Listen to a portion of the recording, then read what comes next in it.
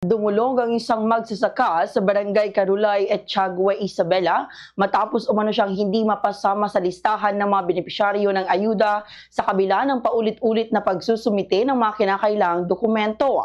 Sa panayam ng Bombo Radyo Kawan kay Ginang Evelyn Mamuri, magsasaka ng nasabing barangay, sinabi niya na ilang beses na siyang nag-submit ng requirements at nagpa-validate sa barangay at sa Department of Agriculture or DA, ngunit hanggang sa ngayon ay wala pa rin siyang natatanggap na tulong. Ayon kay Mamuri, nakapagtataka umano ang ilan sa kanyang mga kapitbahay ay nakatanggap ng ayuda samantalang siya ay wala sa listahan kahit pareho lamang silang magsasaka ng mais at matagal nang nagtatanima. Dagdag pa niya, kahit rehistrado sila sa Registry System for Basic Sectors and Agriculture o RSBSA, hindi pa rin sila nabigyan ng kahit binhi o anumang tulong mula sa pamahalaan. Ikinadismaya rin ni Mamuri na hindi sila naisama sa interview process na isa umanong batayan upang makatanggap ng ayuda dahil wala ang kanilang pangalan sa listahan na ginamit sa naturang proseso. Ganito ang bahagi ng pahayag ni Ginang Evelyn Mamuri. Yung mga kapitbahay namin may pangalan. Anong pagkaiba namin? Yun ang tanong ko sa kanya. Nagalit talaga ako sa kanya kasi pasensya na lang siya. Kasi sa day, nagpunta kami kahapon, ma'am. Sinabi sa day sa amin, ang kagawa daw ang nag-submit. Kasi ang day, hindi naman daw kami kilala na farmers kami kung hindi mga barangay official. Ngayon, bibuhay kami. Pinuntang ko si kagawad talaga. Hindi ko nakahapon, hindi ko nadaan nandoon. Ngayon, kanina lang. Mga 10 siguro 9. Pinuntang ko siya doon. Ngayon, siguro, talagang nagalit ako. Sinasabihan ko pa siya ng hindi maganda. Sabi ko, wala ka palang silbing kagawad eh. Sabi ko sa kanya, kasi trabaho mo yan. Samantala, sa panayam naman ng Bombo Radyo Kawan kay punong barangay Venerando Mangantulaw, iginiit nito na hindi nagkulang ang barangay sa pagsusumiti ng listahan ng mga magsasaka sa DA at iba pang ahensya. Ayon kay Mangantulaw, lahat ng pangalan ng mga apektadong magsasaka ay kanilang ipinasa, subalit limitado umano ang bilang ng mga benepisyaryong inaaprubahan ng mga ahensya gaya ng DA, DSWD at Philippine Crop Insurance Corporation or PCIC. Dagdag pa niya, ang proseso ng validation ay sinasagawa sa antas ng rehiyon, kaya wala na umanong kontrol ang barangay kung sino ang tuluyang mapapasama sa listahan ng makakatanggap ng ayuda. Ipinaliwanag din ng punong barangay na may mga pagkakataon na kahit na isumiti na ang pangalan ng isang magsasaka ay maaari pa rin itong madinaya depende sa evaluation ng ahensya. Ganito naman ang bahagi ng pahayag ni punong barangay Venerando Mangantulaw.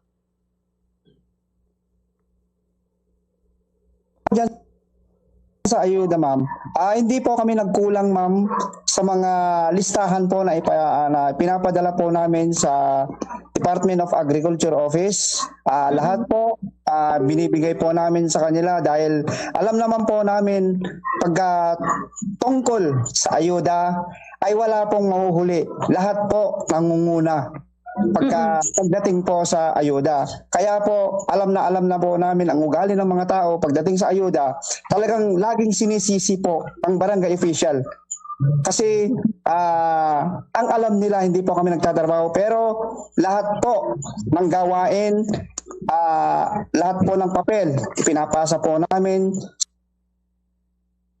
Panig naman ng kagawad na si Roel Cadawan, sinabi nito na naisumiti niya ang pangalan ni Mamuri kasama ng iba pang magsasaka, subalit dalawa lamang umano ang hindi lumabasa sa final listahan matapos ang validation.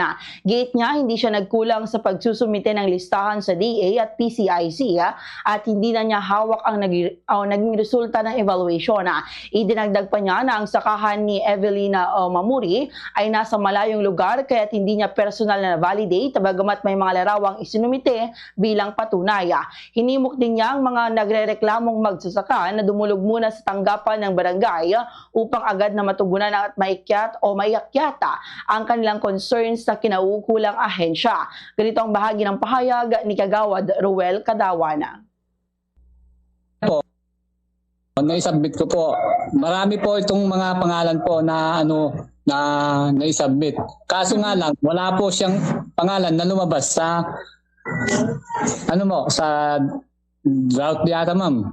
Dito naman po yung papel na na sinadmit ko, ma'am. sabi ko, hindi po ako nagkulang. Na-submit ko po yung pangalan po sa DA. Sana po muna, dumulog po muna yung mga nagre-reklamo ko sa punong barangay para maidulog namin po sa itaas sa DA, gaya ng DA.